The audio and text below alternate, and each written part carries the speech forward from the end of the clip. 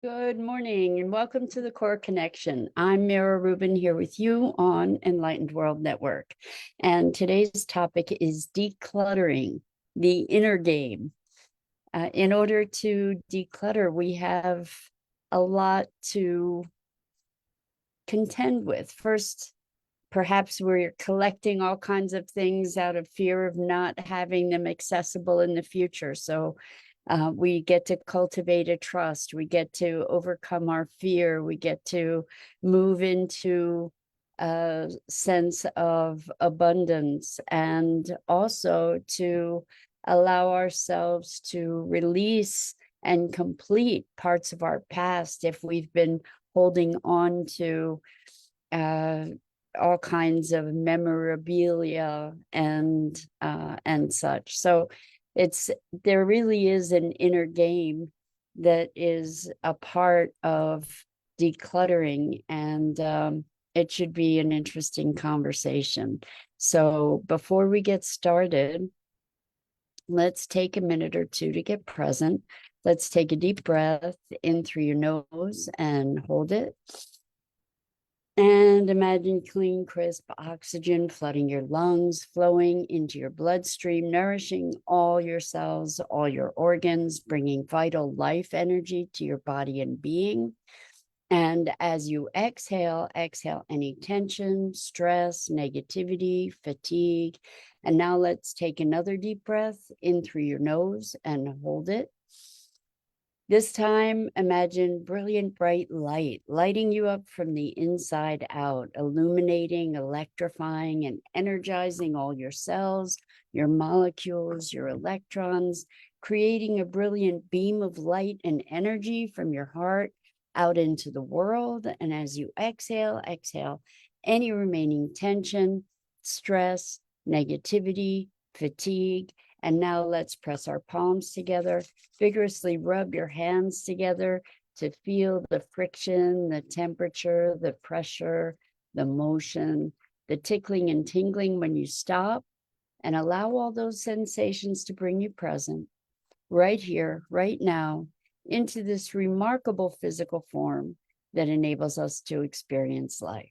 Welcome, welcome, welcome. Good morning. It's so good to be here with you. And we get to talk today about decluttering. And what is it that brings us to create clutter in the first place? So it's interesting, the inner dynamic. I've gone through a bit of a decluttering phase just recently and am still in the process. And it was really interesting because it made me very present to the emotional component of this whole decluttering idea. So I don't know about you, but I have collected memorabilia through my life, through my adventures. And you might have ticket stubs or photographs or old letters or travel brochures, which I had a bunch of. So I found myself as I was going through these things, experiencing different emotions. These memorabilia can be triggering us to go into reverie, and there are all kinds of emotions that get stirred up around that kind of experience. We may have pleasant memories. It may spark joy. It may spark sadness. It may spark melancholy or any number of other emotions. And so part of the decluttering process is a completion, an emotional completion with parts of our past, but also well, I'm just talking about the memory piece right now in terms of memorabilia. So the things we save, what sparks us to save them? So,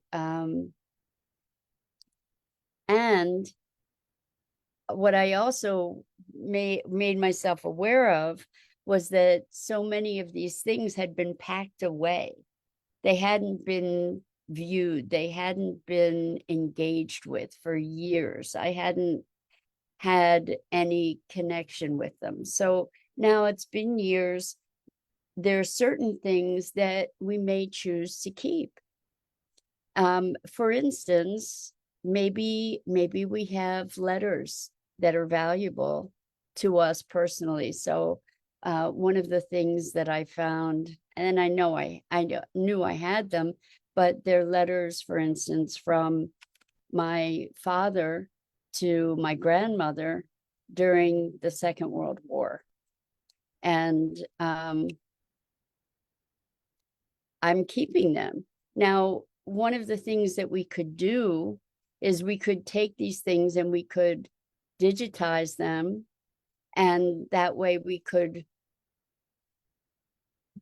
relieve ourselves of the physical thing. So we could have digital records and we could create albums, or we could create a physical album, for example, of these things. I guess it depends on your intentions around the decluttering.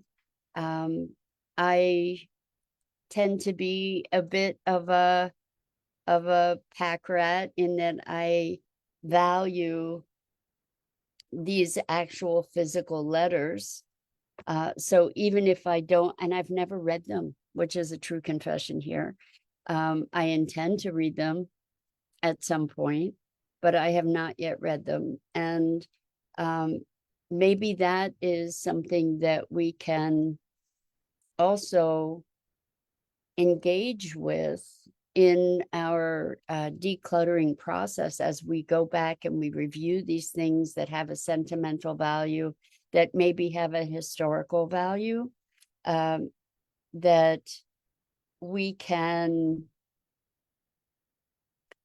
decide and really like do some inner searching. What is it that we want to do with this thing? Do we want to just keep this thing for the sake of having it as a memorial or a tribute, or for some kind of historical or familial value, or is it the essence of those things, the information that's in those things that we want to capture? So I have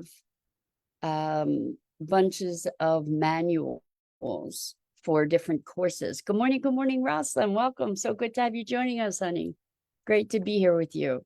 We're talking about the inner game of decluttering and how we get to contend with a lot of emotion in the context of the sorting through things. And we're talking particularly right now about memorabilia and how, you know, for some people, it might be fine to be able to just digitize those letters. But there's something important to me about the tangible aspect of them. These are letters from my father to my grandmother during the war. But there are other things, there are letters that I've written. Now, another thing that we may have saved, I have saved, for example, that I haven't yet gone through completely is all kinds of postcards and letters and birthday cards and such that I've received. And I'm putting aside time to be able to go through these things because I want to be able to read them. I want to be able to experience, well, do I still need whatever it is those things were giving me? And if so, do I need the physical thing? Can I digitize it? And can I just release it? So I noticed that I was able to get rid of all kinds of travel memorabilia that I had. And in thinking about that, I was able to say, yes, I'm complete. I'm complete with this portion of my life. And I don't need to carry those physical reminders of those things. So many of us have had multiple careers. And one of my careers was as a software trainer. And I still have, that I haven't yet gotten to go through, all kinds of information related to that period of my life. And I've kept it up until now, partly because I just didn't have the energy to go through it. But I think that we keep things in many cases because we think we're going to revisit something. We want to be able to have that access just in case. Now, with the internet, we have access to all kinds of information that we might not have previously had access to. And so the question is, do we need to have those physical things? I'm a person who loves books. So I've gone through periods where I've sorted through books and released a bunch of books that I had kept for forever, literally for the greater portion of my life. For instance, Shakespeare. I had a whole collection of Shakespeare that just paperbacks, but I realized that I'm not likely to be pulling those books off the shelf and reading them at this point. And if I did want to read them, I can access them through a library. I can access them online. I can access them digitally. There are a multitude of ways to be able to get information. So there's a consideration around redundancy, right? Like, is this something that is irreplaceable? When we think about decluttering, I forget what the name of the book is. You probably know it. It's the fine art of, or the simple art of decluttering. The questions to ask ourselves. One of the questions from this book is, or the main question is, does it spark joy? And I think that that's such a wonderful question to ask ourselves when we are considering whether to keep something or not to keep something. Also, in addition to that question is this useful? Is this something that I will use? And that is a very confronting question, because it requires us to look at our lives and the trajectory of our lives, to be projecting our lives forward and to be looking at, is this something that I am likely to revisit? So as a personal example, I have always been a crafty, arty person, and I have lots of art supplies. I have all kinds of things to do fiber art. I have a loom. I have a spinning wheel. I have things to do painting. And what's interesting is that I have saved things for years and years. I have some things that I have saved. It's kind of frightening to think about it, but for more than 30 years now. that I have reused. In fact, I have saved a juicer and a food processor that is now, let's see, oh, it's crazy to say this, more than 50 years old, that I still use. But I hadn't used for years, but I kept it, and now I use these things and still use them. So I know that there are people that go on decluttering sprees and get rid of all kinds of things that they haven't used maybe in the past year.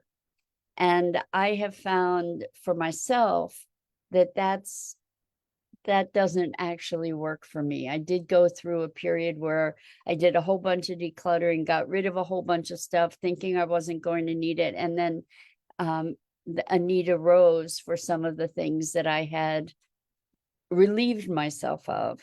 And I guess that's okay.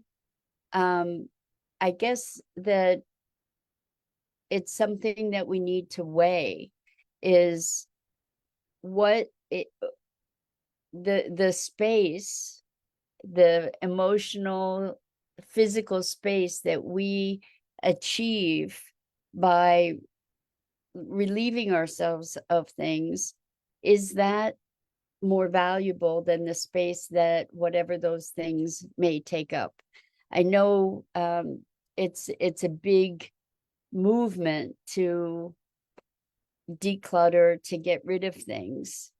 The thing is that what I noticed that I faced in that process also is, when I'm finally ready to relieve myself of certain things, what do I do with those things? Because throwing them away, there is no away. It's going somewhere. If you're putting it in the trash, it's going into landfill, right? So old computers, old wires, what do we do with them? And there are organizations that will recycle all different kinds of things. It costs money to pay these organizations to pick up this your trash that then becomes recycled. But there's a challenge that I personally have confronted in clearing things out, is like, how can I get rid of these things responsibly? And so maybe you have maybe there's a food co-op near you that has recycling, or some kind of natural food store that has recycling, or there may be in your community, there may be monthly collections for, or annual collections, or some kind of collections for electronics, for electrical kinds of things, for computer related things. It's really interesting that recently I got rid of a couple pieces of furniture, and I actually had done research to find out if there were organizations that I could donate the furniture to. And I found that so many of these organizations weren't taking furniture. So what I did, I live on a main street. So what I did was I put it on the street, and people came and picked it up. It was nice furniture. People came and took it. There are groups, like free cycle groups, where you can post things that you're giving away, or you can sell things on Facebook Marketplace, for example, or Craigslist. There are ways to get rid of things or rehome things that people will really appreciate. So donating, doing free cycle kinds of things, and recycling organizations. So, it's interesting in talking about this. I haven't really seen too much or been privy to too much talk about the emotional challenges around decluttering. The first is being willing to confront the memories in the first place. Some people are okay with, hey, you know what? I haven't looked at this in years. I'm not diving into it. I'm just going to get rid of it. I don't even have to open that box because I haven't had a concern about it, a need for it, or an interest in it in a long time. So that's one way to deal with these things, is just take the box and find a new home for the box without having to go through it. Other people like myself, I have to go through everything. It doesn't mean I have to read everything thoroughly, but I need to know what's in the box. And I have these two big crates that are real memorabilia crates. Those I need to go through. And I know when I've gone through them in the past, it's been a deeply emotional experience. So allowing ourselves the time and the space to go through those things and to address the emotions, to address the triggers that may arise, so we can use the decluttering process as a healing opportunity, as an opportunity to find completion with these parts of our lives as we go through things. Now, on the other end of the spectrum, maybe we've collected multiples of all different things for the rainy day, or in the eventuality that we need this, that, or the other thing. And so there's excess. And to be able to relieve ourselves of that excess, we need to come to a place of trust, perhaps, and addressing our fear of not being prepared or not having enough. And I know I grew up with remnants in my family of Depression era mentality where everything was saved. And so because there wasn't necessarily enough, because there wasn't necessarily enough money, because there wasn't necessarily enough resources, that the availability of things also was scarce. And I think we have been so enculturated to be a throwaway society that we just dispose of things, thinking, like throwing things away, like there's an away to be had.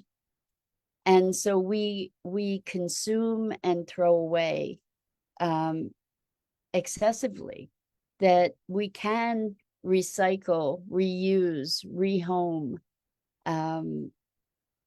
So there are degrees to which we get to observe ourselves and our patterns. I think this is a really big topic, actually. I think we get to talk more about this, because there's the acquisition of things, the consuming of things, the buying, because we do that to fulfill a part of ourselves, to fill an empty space in ourselves, or to feel better about ourselves in some way or another. There's that aspect, and that can generate clutter.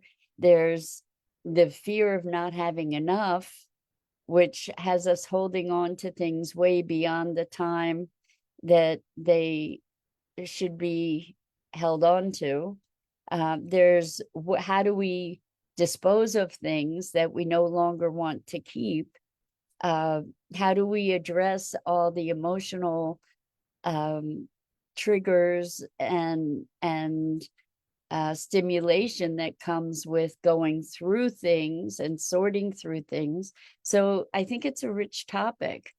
So we will revisit this and dive in a bit more deeply as we consider what kind of personal growth and awareness goes hand in hand with this decluttering process. And it should be an interesting investigation. So that's it for this morning. I'm Mira Rubin. This is the Core Connection. And I go live here each weekday morning at 9 a.m. Eastern on the Enlightened World Network Facebook page and YouTube channel.